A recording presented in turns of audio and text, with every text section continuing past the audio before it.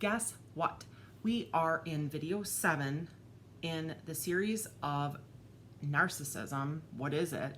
What are the characteristics? How not to be an enabler? How to filter good relationships and bad relationships? And this is the second to the last video we're doing in this series. And you're going to want to stay tuned because the 8th video is going to be a funny one. I intend to get dressed up. So let's get started. This one is focused on the story of the perfect narc and the perfect enablers, plural. So a little bit of background. Minor workers in the workforce are those who are not yet 18. They have a lot of restrictions on the hours they can work, their job duties, the number of breaks they should be getting, and so on and so forth. In the state I live, there are 2 different work permits for minors. One is a pink one for age 14, 15, and one is a yellow one for age 16, 17. So when a young person turns 16, they need to obtain from their school a yellow age 16, 17 work permit. So it's a huge liability for employers to have incorrect or missing information on file for minors. So my narcissist had a daughter in the spring of 2018, like April, late April, May. The 3rd child of my narcissist was working at a resort that we owned, one of our locations that was probably about 20 minutes or so from where our corporate office where we worked. And I had notified the manager that there were these employees that had birthdays coming up and they were going to need updated work permits. And I usually gave the manager a couple weeks notice when there were birthdays coming up so that they could then communicate with the employees and the employees had time to get to the school or their parents or whatever and get the work permit back on file. And I got a response from the manager. She said she'd take care of it, that she talked to the employee, so on and so forth. And so this one employee, which was the daughter of my narc, by the time her birthday rolled around, we still did not have a valid work permit updated from her on file. Now, again, that's a liability for an employer. It was not protocol to involve family members of minors in any sort of employment situation. It was very important that the manager was notified of anything and that the manager handled everything with their team. Paperwork-wise, parental-wise, because the manager is the person that's on site and has direct contact with the employee or minor. As in any other situation, I copied our vice president of hotels because I in no way was a decision maker or an authority. In this particular case, it wasn't my call at all when it came to a liability of one of our properties. So I emailed the manager and copied our vice president of hotels because he was the one in charge. And I said, this employee doesn't have an updated permit. We should not have employees working, as you know, if they don't have a current and up-to-date work permit on file. And within 5 minutes, the vice president of hotels responded and said to the manager that employee needs to go home. He put his foot down and said, nope, send her home. Because I had already, he probably saw the thread of emails that I had already reached out a couple of times about this work permit and still hadn't gotten it. And I had gotten it for other employees, so we were all covered except for this one. And the manager and the vice president of hotels and I didn't even occur to us because it wasn't protocol to or procedure or the norm to contact a parent about this. It was the manager's job, that's the norm, to handle it directly with the employee. So that was the final decision, that was done. About 30 minutes after he had sent that email and made that decision, my narc comes flying over to me at my desk, and she's livid. She is over the top of my desk, and she's doing this number. I want you to tell me in writing where it says my daughter can't be working without this work permit. I was like, whoa. Firstly, I was shocked. And then I was like, holy crap. At that time, I was much more unhealthy. A healthy person would have looked at her, waited till she finished, and said, you need to step away from my desk right now. And when you calm down, approach me with respect and ask me the question that you're curious about. But your approach right now is incorrect and inappropriate and disrespectful. So walk away. That's what a healthy person said. She triggered so much attack defensiveness in me that I was stunned. It goes back to that fight, flight, freeze, fawn stuff we talked about in a prior video. I froze at first. When I got my wits about me, I calmly told her I'd be happy to find it in writing, but I was in the middle of something, and I would get it for her when I was done with what I was doing. She kept on. And so I got up from my desk because I was like, she just needs to leave my workspace and my circle, like my presence right now. I walked her into the COO's office, and he knew nothing about what was going on, but he did hear her going off.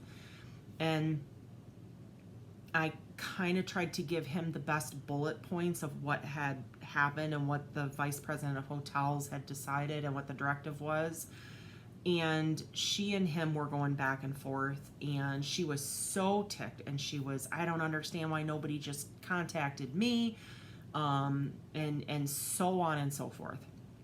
And he tried to explain a couple of times to her, that's not how we work. The communication about any employment information goes directly to the manager. And the manager, it's imperative that the manager be involved. That's why we do it that way. The manager needs to know what's going on and needs to have the ability to be the authority on managing their paperwork because they're in charge of the on-site property. It doesn't make any sense in any location to have 3 or 4 different people juggling who's doing what or where it should go or where it would be routed to. You know, my job was simply limited to notifying the managers about updated work permits because of birthdays, and it was the manager's job to get the work permits beyond because they had to have the work permits for minors on site. It's not something we kept record of or anything. It needed to be at the work location. So he had attempted to explain that to her too. She was wigging out. And she stormed out of the office. I mean, I would say she was hysterical. She was losing it. And my boss and I kind of sat there staring at each other and scratching our heads for a few minutes. And I sat down. We closed his office doors, and we were talking about don't know what happened, don't know why it's such a big deal, don't know why she can't accept it, so on and so forth. He said tough noogies, basically. And we kind of talked about the fact that she probably just walked off the job, and he wouldn't be surprised by it. I wouldn't be surprised by it. So we just kind of said, well, let's just wait and see. Meanwhile, you know, of course, I'm thinking, I hope she walked off the job, right? Because this is the spring of 2018. I had been dealing with this for 3.5 years, since September of 2014. So I would say probably 10, 15 minutes passed. She comes back into the office, says she called the state, which at first to me was like, are you serious? I thought that's another huge liability because knowing her, she probably named the employer, named the location, and you don't want volatile employees like that calling the state and basically ratting the company, ratting the employer out. So I was stunned that she came back in and said she called the state. Well, she was like, oh, yeah, I found out that my daughter needs a new work permit. And I'm sitting there going, yeah, that's what I told you. And my boss is like, yeah. And I think both of us were kind of sitting there waiting for her to maybe contend that what I had said was correct or to apologize for her behavior or anything like that. But no, she launches into a huge sob story about how she's fighting with her boyfriend. And I say sob story not out of disrespect for anybody who goes through tough times legit and has an issue or a temper tantrum or something happens that just pushes them over the edge. I've been there. I think everybody's been there where they snap at someone or whatever, but this was the umpteenth time she had done this, specifically with me.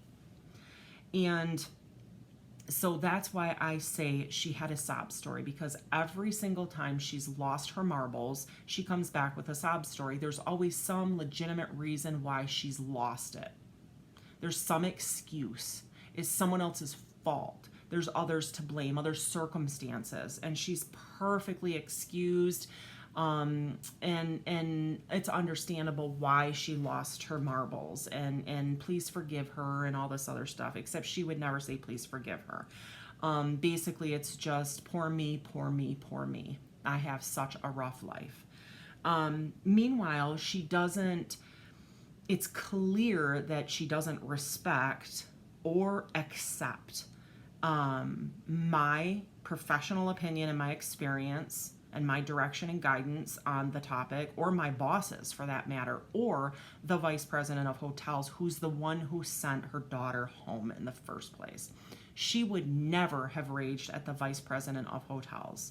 As it was, she raged at me, but calmed down when she went to the COO. They were going back and forth with words, and he was definitely trying to stay calm himself, but she would never rage. You know, there's those influencers, the people in power and control that can get her something. So when you're talking about a narcissist, and when I started this video, I told you about the story of the perfect narcissist and the perfect enablers. This is what I'm talking about. We're talking about all the behaviors and characteristics that we've talked about in this entire series. We're talking about absolute temper tantrums of rage, demanding personalities, control, spoiled, impulsive, cheaters. You know, they've got to control everything. She had to call the state. She wasn't willing to just accept her position as accounts payable clerk. And as a parent, yeah, okay, her daughter needs to get the work permit, and she found out, okay, you know, it is what it is. The facts, the truth, and the reality were right before her, but she refused all of them. She had to call the state. And I understand that sometimes you want to find out for yourself what the facts are, what the truth is, then do it quietly on your own time. Do your own research. But it's not your job to track work permits. It's not your job to, you know, oversee human resources or payroll, or my boss for that matter, in operations. Your job is the accounts payable clerk, right? All you do is pay bills. So why she felt the need, I don't even need to ask that question. That's what a narc does. They feel, again, there's that sense of entitlement that they're special. She and her daughter should have been treated differently and special when it comes to her work permit, because, you know, she works in the office with me, and instead of dealing with the manager of the employee, I should have apparently just dealt with her or something and involved, you know, another individual and not let the manager know what was going on. She was special. Her daughter was special because, you know, we didn't directly say, hey, these are the rules, you know, could you please follow them, or whatever the case may be. I'm not sure what she expected, but she expected special treatment. That was clear. And control of the situation. So my boss made it very clear that that is not how we do things. We deal with a manager, and that's the line of communication. And she should know that, because she worked in the corporate office as well. But she was special, you know. So eventually, you know, she had come back to the office, you know, told us that she had called the state, and okay, you know, she gets it now, and she launches into the sob story about her fighting with her boyfriend, and the tears are just flowing, and I'm sitting there trying to be respectful, which she did not earn my respect at all. But I at least wanted to treat her like a human being. So even though in my head I'm going like this, give me a break. Oh my gosh, again, here we go with sob story. In my head I'm thinking that. I was just sitting there quietly listening to her. My boss was doing a little bit of the talking, saying if you need help with something, let us know. You know, if you need a place to live temporarily, you know, just being a nice person to her. And after she calms down a little bit, She looks at me, and this is something that I was stunned by, and I looked at my boss because she didn't tell him this. She was telling me this. We were sitting together talking. And she turns to me and she goes, I would appreciate it if you see me start to get mad about something, if you just calm me down, stop me in my tracks. And I said, in the history of the world, I know no one who has actually successfully calmed down when someone has told them to calm down if they're livid. And she goes, well, I'm not like everybody else. If you were just to tell me to calm down if you saw me mad, I just think that you need to stop me. And I was like, you gotta be kidding me. You're not only blaming me for your behavior, which you own 100%, but you're also implying that your behavior is my responsibility to watch and monitor your behavior and cut you off before you lose control. I think not. That's a narcissist. But the next day, my boss scheduled a meeting with her supervisor, himself, and another executive at his level, the vice president of food and beverage. And again, another senseless meeting. Seriously, like she should have had disciplinary action immediately, or she should have been suspended or something. As I said before, I never thought that this girl should just be fired, but we needed some sort of graduated discipline, because if she was going to be a valuable employee and a productive, fruitful member of the team, she would either learn or should be a disaster or a bomb waiting to go off again. And it did happen. Keep listening. Stay tuned. So, follow-up meeting the next day, somewhere in the building. I wasn't a witness to the meeting. Don't know what happened or anything that was said. But my boss afterwards told me or relayed to me that, because I was like, results? And he basically said, she's on her final warning. They had a meeting. She's on her final warning. And those were sweet words to my ear, because honestly, I thought that she would be fired. I hoped that she would be fired. I expected that she'd be fired, but at least she was on her final warning, and they had verbalized that with her. This whole time, I'm not told to take any down. I'm taking my own documentation, but I've never been told to document anything. I presume that my boss is.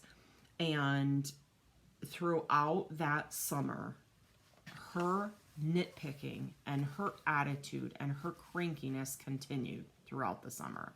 It was a miserable summer of 2018. It was busy enough, and it was stressful because of the busyness of it, as it was, but add to it her and her attitude. Meanwhile, she's sparring with someone else in the office, the other narc, the director of marketing, who had chosen me as her flying monkey. Now, I honestly cannot even remember how their sparring started, but they start just, I presume that my narc just needed a new target, a fresh someone to dump on, and just, because she knew she needed to let off of me a little bit. But there was so much drama and so much attitude and so much bickering in the office. It was palpable. And I cannot believe to this day that my executive level managers and leadership allowed that to continue. I honestly, to this day, that company is in big trouble. I know that right now, and it makes me so sad, because there was a time when I think this is why I had such a hard time leaving, and why it affected me so deeply, is because I cared so desperately for this company, for my future there, for my career. I was going to retire there. My boss was going to retire there too. But that's another story for another time. Sadly, he is not with the company anymore.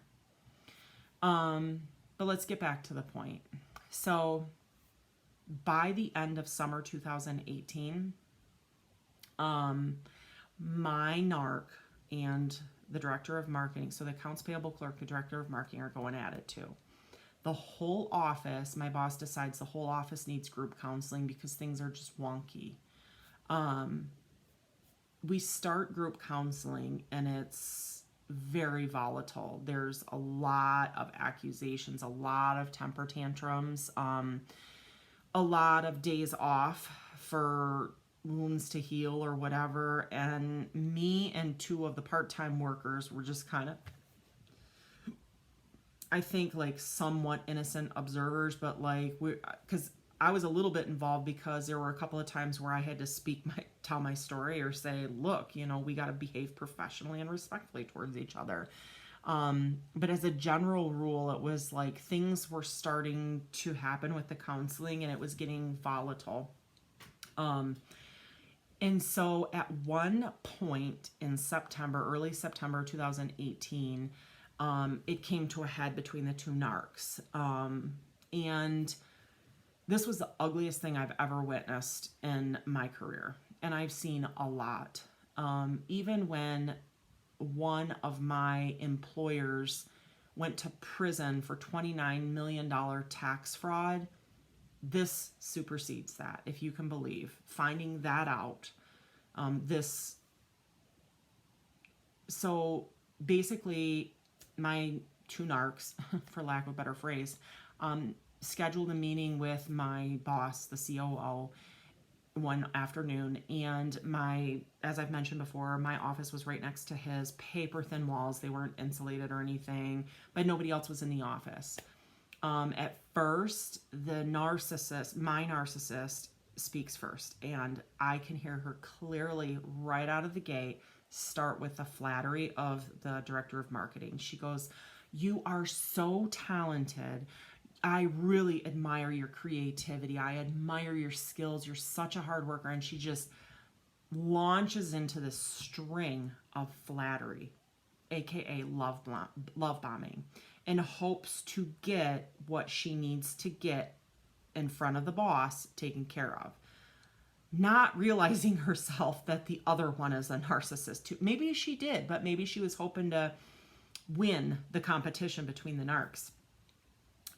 My boss is talking in low tones, and I can't remember what the response from the director of marketing was, but I can't hear a whole lot. That was just like the first thing I heard, and I was like, wow, pour the syrup on.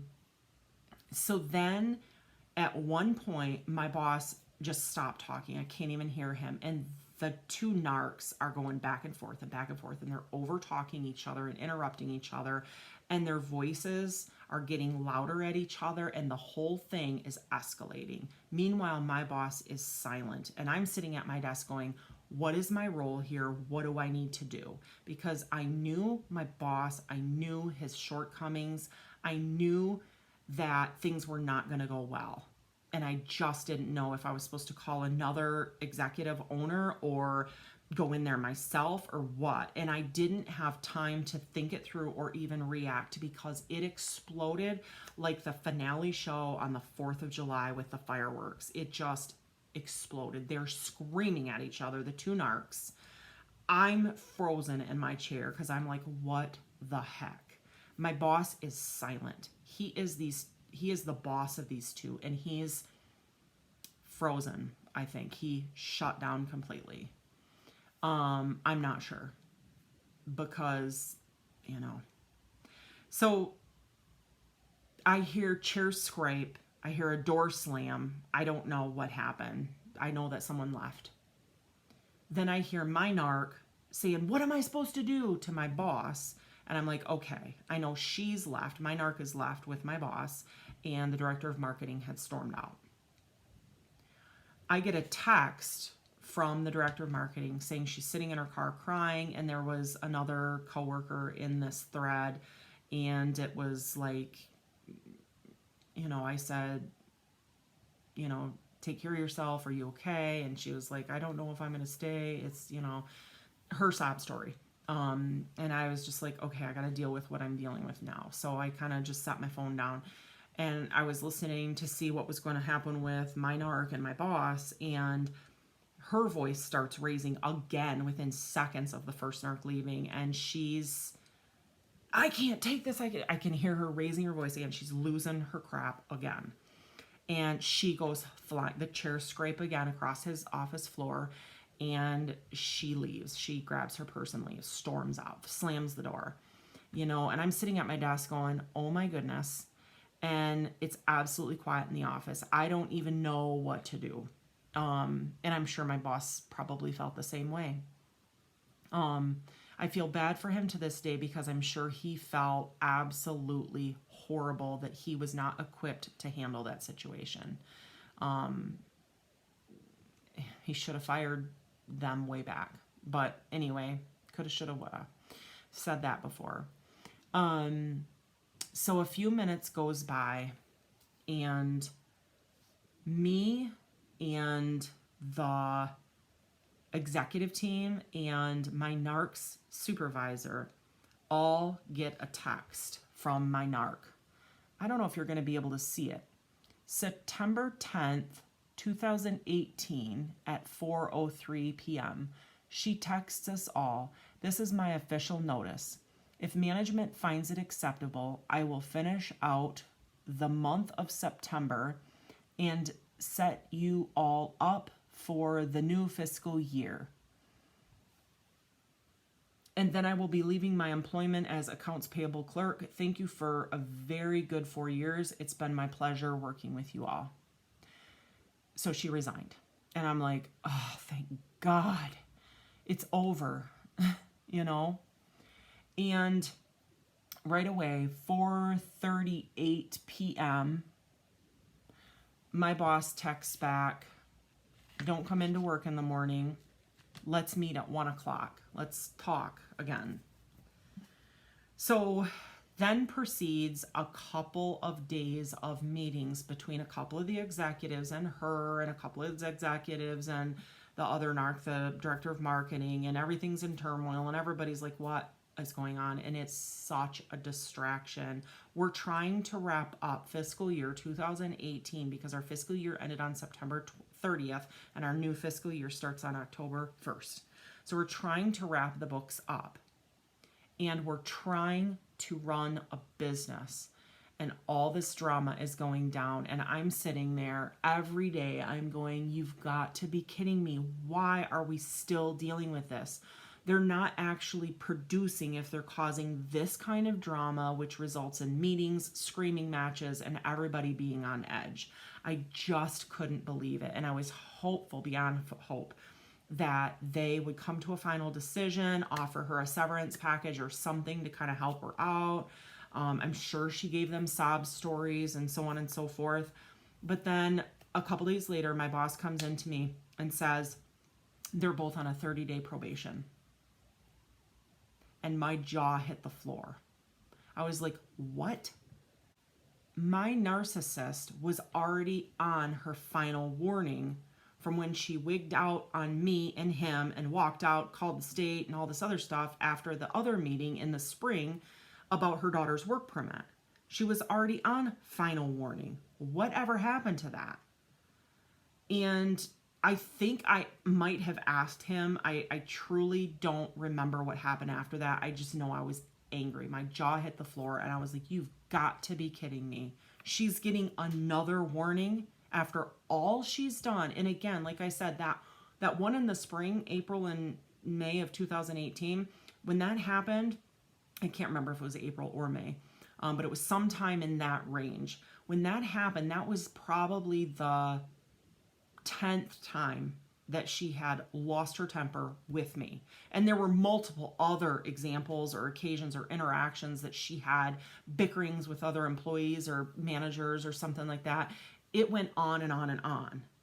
So it's just that she had chosen me as the target and her target, and I was in our office, her victim. So to me, when he said that she's on 30-day probation, that was throwing the final warning out the window and basically telling her that how she behaves is going to have no repercussions.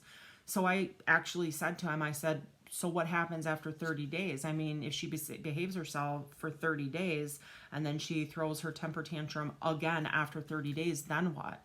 And he's like, well, we'll have to see what happens. And I couldn't believe, because it depends on the circumstances and so on and so forth. I just could not believe this. But I did agree with him that we were in the midst of counseling with a group, and hopefully that would be productive and have results and things like that. So that's all, September 10th, 11th, 12th, something like that. She had resigned. And another reason why I was mad, I was like, what happened to her resignation? She resigned. Why didn't you accept it? Right? This is the worst of the worst when you're talking about enablers. So I looked up the definition of enable, which is the root word of enabler. And online, the Merriam-Webster says it's to give someone the authority or means to do something, to make possible. So synonyms, similar words would be allow, permit, empower, positive words. Antonyms or opposite words to enable is prevent, to stop it in its tracks. And so an enabler would be my executive team, who gave the authority and the means to the narcissists to behave the way they did and to rage and manipulate and have a sense of entitlement and just basically treat others like crud. Not everyone, but like my narc had treated her accounting manager, my boss, me, the director of marketing like crud multiple times. Me, many, many, many times. And the others, other than the director of marketing, who also was a narc, the other two, the accounting supervisor and my boss, just kept letting it slide, kept letting it slide. The worst enablers in the world. Turn the other cheek, and never told her that there would be repercussions. I mean, I think they said the words, but never actually stuck to their word. Zero integrity, or honor. Like, if you don't do what you say you're going to do, to me and to her, are you telling two bold-faced lies? You're telling a bold-faced lie to one of us. And it took me a long time to realize that I was the one that was being lied to. Maybe not consciously, but don't tell me that someone's on their final warning in the spring of 2018, and then when they actually throw a fit, screaming match with another employee, text the resignation, and then tell me, oh, we're giving her a 30-day probation. Unbelievable. So they were actually, after all these meetings, allowing her, giving her the authority, permitting, empowering her to do and be and act however she wanted to with no repercussions. Remember in an earlier video where I said that this company taught me that the only thing that will really truly ever get you fired is if you steal from them or if you actually physically assault someone and leave a mark or evidence. I had a ton of evidence of abuse and toxicity. It didn't amount to a hill of beans. So one day in October, right, of 2018, the counseling just stopped. There literally was just no more counseling sessions. No one knew why it stopped. No one knew if it was going to pick up again or what the results were or what was happening. Nobody knew what was going on. So I emailed my boss, and I want to say it was like October 13th or 14th. It was right smack dab in the middle of the month. And said, what's going on with counseling? And he said, well, I haven't heard from the counselor, so we'll just wait and see. October went by, November went by, December, literally months went by. And I was like, you've got to be kidding me. Who am I working for? What am I working for? And I'm going to retire here? And I really started to ask those questions. What am I doing here? What am I doing to myself? By February of 2019, I finally requested a meeting with my boss where I asked all the questions. Are you aware that your executive team undermines you and throws you under the bus and calls you names behind your back? Yep, he sure was. Doesn't bother him. Did you do any documentation over the last 4 years about my narc? and her treatment of me and her temper tantrums. No. Don't you think that's a little important? Well, yeah, we're trying to work through it. Who decided to renege her resignation or not accept it? She should have resigned. She gave her resignation. You should have accepted it. What happened with that? We didn't want her to leave. She's a producer. So basically, it took a couple of weeks for me, but I had to sort all of my emotions out regarding that meeting and the responses I got and the shock I had and the disappointment and feeling let down and having been lied to for years about the hope of repercussions and accountability that would happen, maybe. And I had to come to terms with the fact that I was not going to be retiring at this company with my friend, and that these were not the kind of people I wanted to work for. It was a bleak future for me if I stayed. There was no integrity. There was no honor. There was no kindness. There was no respect. All of the things I valued did not align with these executives. And that broke my heart because I liked them very much. I cared for them. I cared for their families. I cared for the company. The company was built from the ground up. It could have been a good place for me to spend a good 40 years and even past retirement, well into old age, even to just volunteer and to meet with people and come back to. And I was so hurt, so shocked, so devastated. And my boss had always told me, if I'm ever thinking about leaving, if I ever get to the point where I just feel like I'm going to lose my mind, to please let him know, because he was going to do the best he could, but he wanted to know if I ever got maxed out.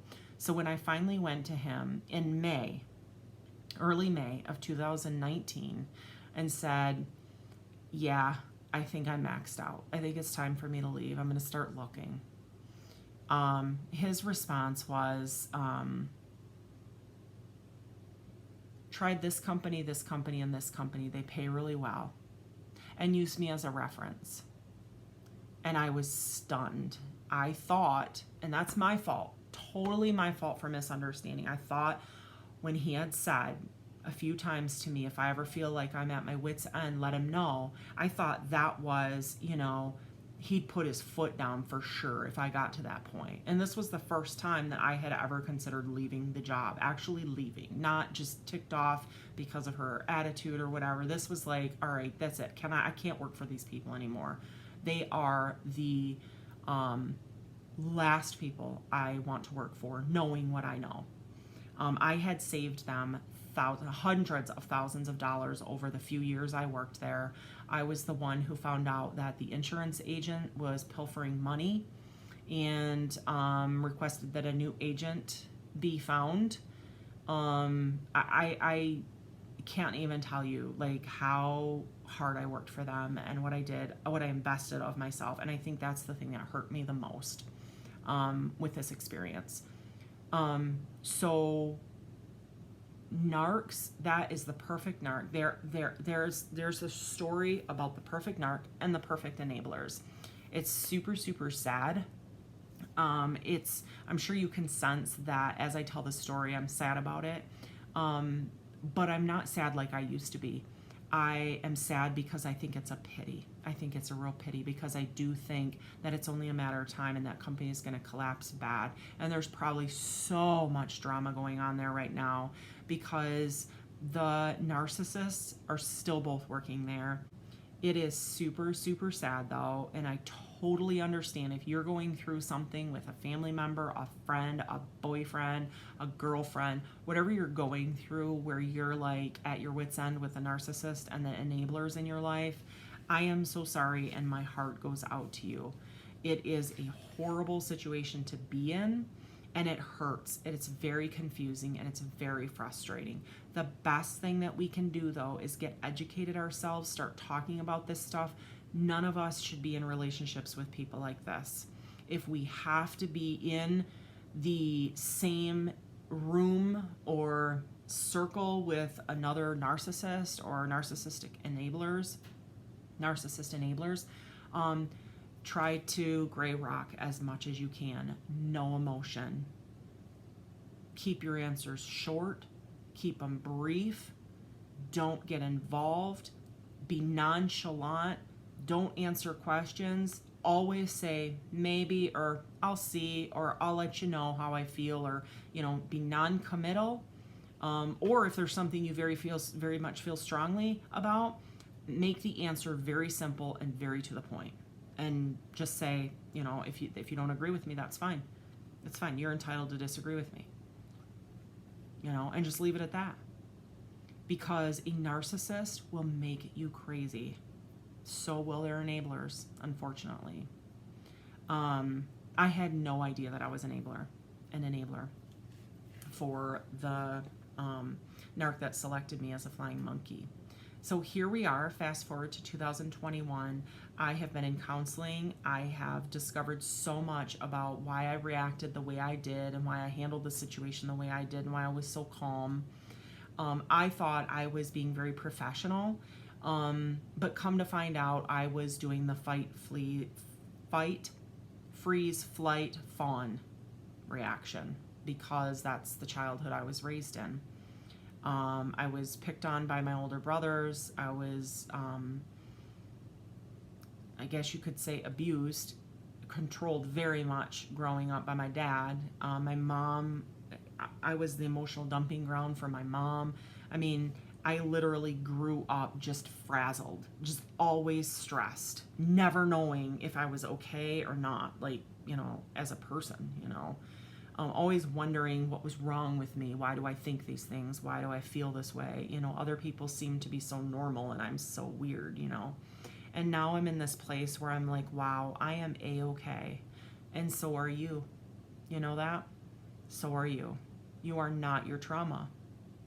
But it does take time to sift through all the muck and the gunk from your past, even from your current relationships. It's hurtful, it's painful, it's arduous, it sometimes takes a long time. But on the other side of that healing, oh my gosh, the light is bright. There's so much peace, there's so much joy. I can't even begin to tell you. There's a place for you in this world. And you are amazing, just the way you are. I know nothing about you, but I can tell you that you are, because I know that to be true. Thank you so much for joining Whole Wellness with Ann. Take care of you. See you next time.